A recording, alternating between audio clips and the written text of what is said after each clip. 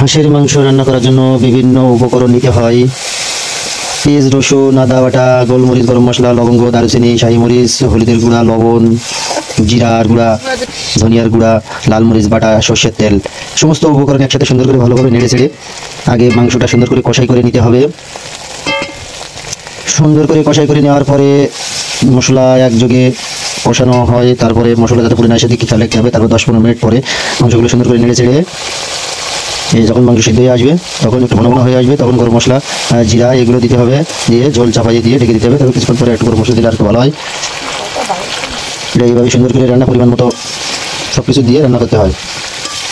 5-6 minute পর নেড়ে চেড়ে কষিয়ে নিতে হবে। এরপর গরম পানি আর লবণ দিয়ে হাঁসের মাংসটা ভালোভাবে সিদ্ধ করে নিতে হবে। এক পর্যায়ে মাংস সিদ্ধ হয়ে বা ঘন ঘন হয়ে গেলে গরম মশলার গুঁড়া, ভাজা জিরা ভাজা সুন্দর করে ছড়িয়ে দিয়ে নামিয়ে দিতে হবে। তারপরে বিভিন্ন পোলাওর সাথে বা সাদা ভাত, রুটি, পাউরুটি, খিচুড়ি, বিভিন্ন কিছুর সাথে সুন্দর করে এই ভুনা মাংস খাওয়া যায়।